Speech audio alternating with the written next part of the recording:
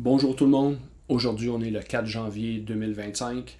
Demain le 5, on part pour un voyage autour du monde de 4 mois. Donc on fait une croisière autour du monde, on va visiter 21 pays, 50 quelques destinations. Comment on va faire pour maintenir notre journal de bord et partager surtout ces informations-là avec nos proches durant notre voyage. Bonjour, je m'appelle Yvan Ross, je suis ingénieur logiciel à la retraite depuis mai 2024. J'ai une passion pour les voyages en van life et en croisière. Et alors que je commençais à planifier ces différents voyages-là de longue durée, je m'aperçois qu'il n'y a pas vraiment d'outils qui satisfait tous mes besoins.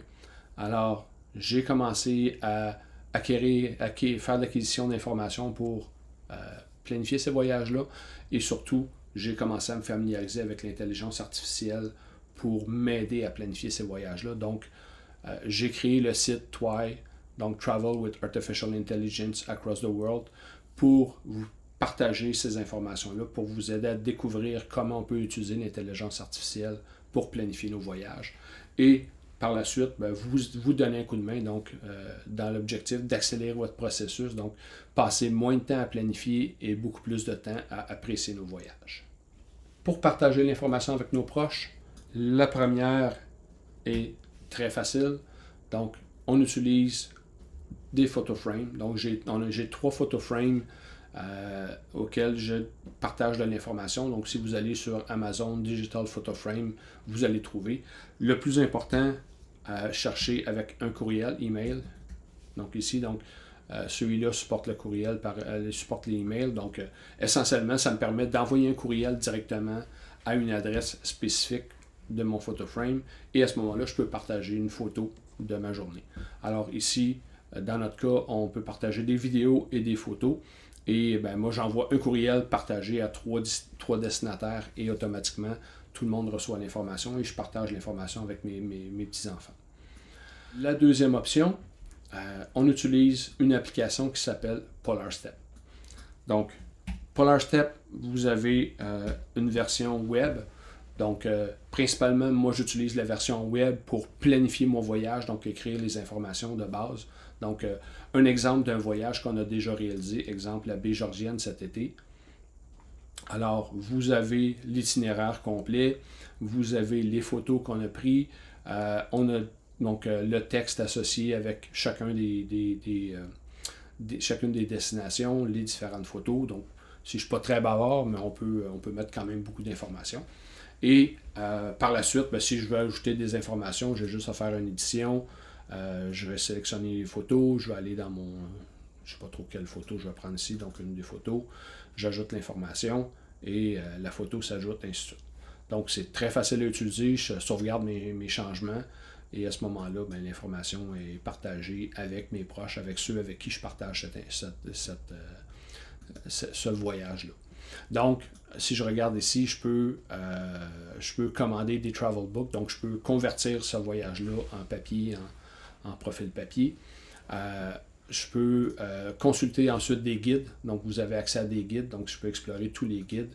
Essentiellement, ce sont des guides qui ont été générés à partir des trajets PolarStep. Et à ce moment-là, vous pouvez visiter. Fait que nous, on s'en va en Espagne. Alors, qu'est-ce que je peux voir en Espagne? Alors, Barcelone est là, donc je m'en vais à Barcelone. Alors ici, j'ai un trajet ou plusieurs trajets qui ont été partagés et qui concernent Barcelone. Et là, vous avez les différents endroits à visiter, donc je peux je peux mettre un bookmark, je peux consulter l'information sur chacun des endroits et je peux me promener à travers ces informations-là. Donc, ce qui rend des choses quand même très intéressantes. Et ensuite, donc je peux commander mon travel book. Donc, je sais, la dernière fois que j'ai vérifié, je sais qu'on pouvait obtenir des travel books, on pouvait les commander si on est en Europe. Si on est en Amérique du Nord, je ne suis pas certain de ce qu'on peut. Dans la dernière fois que j'ai vérifié, il ne faisait pas de livraison en Amérique du Nord. Je peux partager, ce qui est intéressant, donc c'est que je peux partager ce travel book-là avec mes différents amis. Donc, à ce moment-là, les gens vont avoir accès au travel book ou à mon voyage carrément.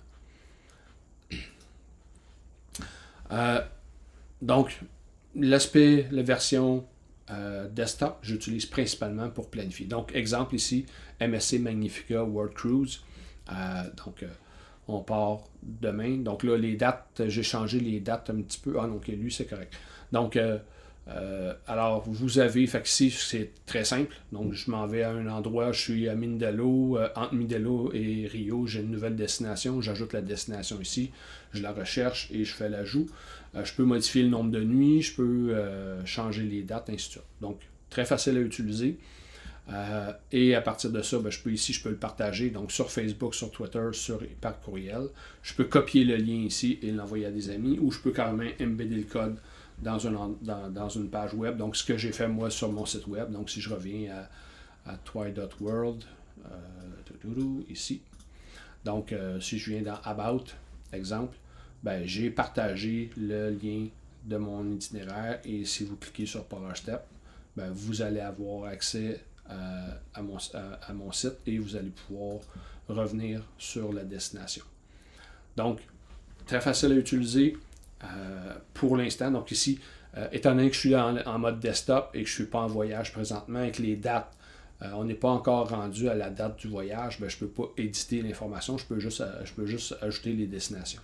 Si je reviens à un voyage que j'ai fait précédemment, ici, là, je suis en mode édition, fait que je peux éditer, je peux modifier mon voyage, je peux ajouter des steps si jamais il y en a que j'ai manqué.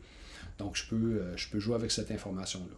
Donc, et ce qui est intéressant, c'est qu'à mesure que je me promène ici, je peux carrément aller voir les informations à la destination. Et quand je me promène dans ma destination, si vous regardez à gauche, attendez un petit peu. Normalement, ils vont suivre. OK, donc normalement, les destinations vont suivre. Alors, à mesure que je me promène, vous avez la map à votre droite qui vous montre exactement à quel endroit vous étiez. Donc, très intéressant comme outil. C'est certain que quand on est en déplacement, on n'utilisera pas une version desktop, donc une version mobile associée à ça. Donc, je vous invite à regarder le lien ci-bas. Je vais vous donner le lien vers la version mobile. Je vous invite à regarder la version mobile. Donc, vous avez le lien ci-dessous. Et je vous invite aussi à venir visiter le site twi.world. Et n'hésitez pas à poser vos questions. N'hésitez pas à me donner des références si vous trouvez l'information intéressante. Merci et à la prochaine.